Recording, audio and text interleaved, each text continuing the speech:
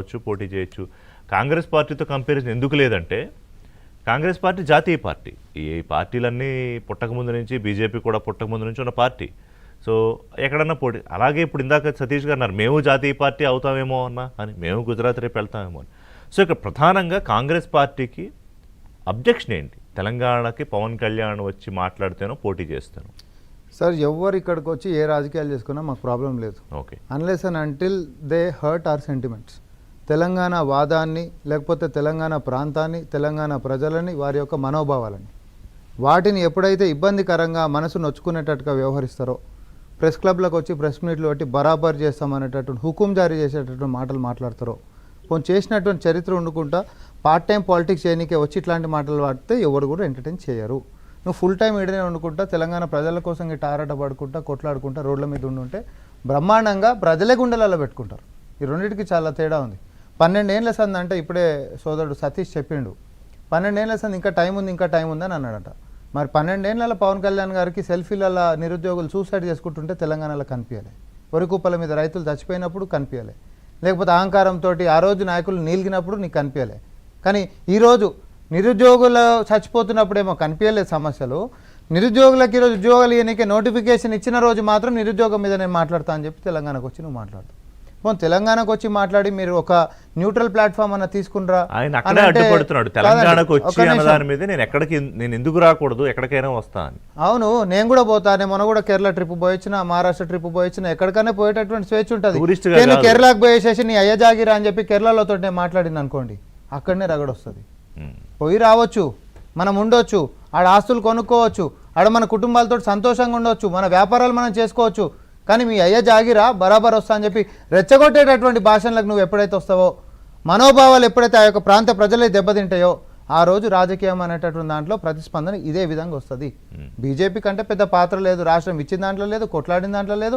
రాష్ట్రం వచ్చిన తర్వాత కనీసం దాన్ని గుర్తించినటువంటి బాపతి కూడా కాదు. కాబట్టి ఇవాళ బీజేపీ జనసేన సరే తెలుగుదేశం కలిసి వస్తుందో లేదో తెలియదు, కానీ వీళ్ళు కలిసి రాజకీయం చేయాలనుకుంటున్నారనే కాంగ్రెస్ పొలిటికల్ గా ఫైట్ మొదలు పెట్టిందని కదా. ఇప్పుడు ఎట్లా రేపు తెలంగాణలో బీజేపీ జనసేన సరే ఇంకెవరు కలిసి వస్తారో కలిసి రారో మనకు తెలియదు. ఇవాళ ఆయన చెప్పిన దాంట్లో వాళ్ళు అక్కడే పోటీ చేస్తామని చెప్తున్నారు.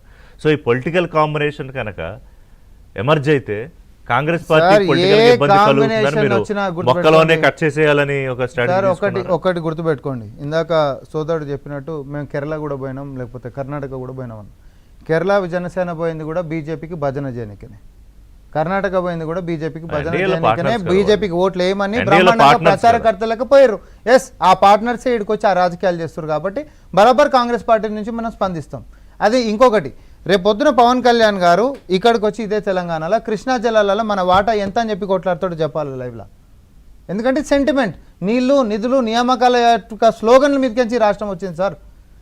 ఎవరినైతే నమ్మించి అధికారం ఇచ్చిండ్రో 9.5 ఏళ్ళు గొంతుకొచ్చిండ్రు కాబట్టి ఈరోజు ఒక్కొక్క ఇటుక పేర్చుకుంటా మళ్ళీ నిర్మాణం చేసుకుంటూ వస్తున్నటువంటి దాన్ని విఘాతం కలిగించనీకే. ఇక కిషోర్ రెడ్డి గారు చాలా సౌమ్యంగా చాలా నీట్గా దేశభక్తి కథ కార్ఖానా మస్తు చెప్పిండు కథలు. ఇక నరేంద్ర మోడీ గారు కనీసం అఫీషియల్ స్కెడ్యూల్ లేకుండా పాకిస్తాన్ పోయి బర్త్డే ఫంక్షన్ ఎందుకు అటెండ్ అయ్యొచ్చిండు? చరిత్రనా కాదా? ఎందుకు అటెండ్ అయ్యొచ్చిండు? మీరు దోస్తులా? మీకేం ములాఖత్ ఉంది? పేల్గాం మీద దాడి ఎట్లా జరుగుతుంది, పుల్వామా మీద దాడి ఎట్లా జరుగుతుంది నువ్వు వచ్చిన తర్వాత? ఆనాడైనా పార్లమెంటు మీద దాడి మీరు ఉన్నప్పుడే జరిగినాయి, ఈరోజు కూడా దాడులు మీరు ఉంటున్నప్పుడే జరిగినాయి. మొన్న కూడా ఢిల్లీ నడిబొడ్డులో బాంబులు పేలినాయి కదా. మీరు ఈరోజు శుద్ధులు సూక్తులు మాట్లాడతారు. అయినా 52 సంవత్సరాలు జాతీయ జెండాను ఎగరనేటువంటి వాళ్ళని బాపులని చెప్పి భావించేటటువంటి బీజేపీ ఈరోజు వచ్చి దేశభక్తి గురించి కాంగ్రెస్ పార్టీకి చెప్తుందా? ప్రభుత్వ రంగ సంస్థల్ని కాదు, ఇద్దరు ప్రజల్ని ఈరోజు చైతన్యం చేసి ప్రజాస్వామ్యాన్ని బతికించి రాజ్యాంగం కల్పించినటువంటి కాంగ్రెస్ పార్టీ, స్వాతంత్రాన్ని తీసుకొచ్చినటువంటి కాంగ్రెస్ పార్టీ. కాంగ్రెస్ కి పొలిటికల్ పంచాయతీ ఎవరితో నేరుగా? ఒకటే చెప్తున్నాము, దీని వెనకాల ఉంటున్నటువంటి బీజేపీ, పవన్ కళ్యాణ్ గారు పాపం is nothing but A tool. నేను మళ్ళీ కూడా చెప్తున్నా, ఏబిఎన్లో కూర్చొని చెప్తున్నా, పవన్ కళ్యాణ్ గారి యొక్క పాత్ర దీంట్లో ఏముండదు. ఆయన పేజీలు స్క్రిప్ట్ రాసిస్తే చదివేటటువంటి దానికి లిమిటెడ్ వర్షన్. కానీ టైంపాస్ కోసం వచ్చి రాజకీయాలు ప్రాంతీయంగా ఏదో రగడ చేస్తే కనీసం ఏదో స్ప్లిట్ చేసి రాజకీయాలు చేసేటటువంటి కుట్రలు చేసిన ప్రజలు నిర్ణయించుకుంటారు కదా. నేను అదే చెప్పబోతున్నా. షర్మిల వచ్చారు, పార్టీ పెట్టారు, ఇక్కడ కాదనుకున్నారు, అక్కడ ఏపీలో కాంగ్రెస్ పార్టీ చీఫ్ అయ్యారు. సార్ నేను అంటున్నా, ఇమోషన్ తెలంగాణ అనేటటువంటి ఇమోషన్ పాలకుల కంటే ఎక్కువ తెలంగాణలో ప్రజలలో కనెక్టే ముఖ్యం. ఆ సంఘటితం అయ్యారు కాబట్టి రాష్ట్రాన్ని సాధించుకోగలిగినాము. ఆ సంఘటితం అయినాం కాబట్టి కాంగ్రెస్ పార్టీ కానీ ఇక్కడ రాష్ట్రాన్ని పవన్ ఇవ్వగలిగినాము. కళ్యాణ్ తాను రాజకీయాలు చేస్తానంటలా. ఇప్పుడు నందగిరి సతీష్ ఉన్నాడు, లేకపోతే ఇంకొకళ్ళు ఉన్నారు, 1,00,000 మంది ఉంటున్నారు, వాళ్ళు చేస్తారు మేము ఇక్కడ. అనేటటువంటిది అంటే ఏంటంటే, వాళ్ళకి కనెక్ట్ ఉంది కదా. మీరు రాజకీయాలు చేసుకోండి, రాజకీయ పార్టీలు పెట్టుకోండి, తెలంగాణలో అన్యాయాలు ఏమైనా జరుగుతుంది దాని మీద కొట్లాడండి, ఇబ్బంది ఏం లేదు. ఎవరైనా కూడా ఉండొచ్చు, ఆల్రెడీ పోటీ చేస్తున్నారు నేను నా ఓపెనింగ్ స్టేట్మెంట్లో కూడా అదే చెప్పిన. అవును. కానీ ఇక్కడ ఉంటున్నటువంటి ప్రజల యొక్క మనోభావాలను దెబ్బ తీసేటట్టుగా మాత్రం మాట్లాడితే దయచేసి మీరు ఒప్పుకోరు. మాట్లాడవద్దు. సతీష్ గారు ఏం మీరే చెప్తారు కాదు, ఫైనల్ ఎవరు గా? కూడా సో మాట్లాడదు. మీరు ఎక్కడికన్నా రండి, రాజకీయం చేసుకోండి, కానీ తెలంగాణ ప్రజల అంటే అందులో మీరు భాగమే, తెలంగాణ ప్రజల సెంటిమెంటును లేకపోతే వాళ్ళ మనోభావాలను దెబ్బతీస్తే ఒప్పుకునేది లేదు.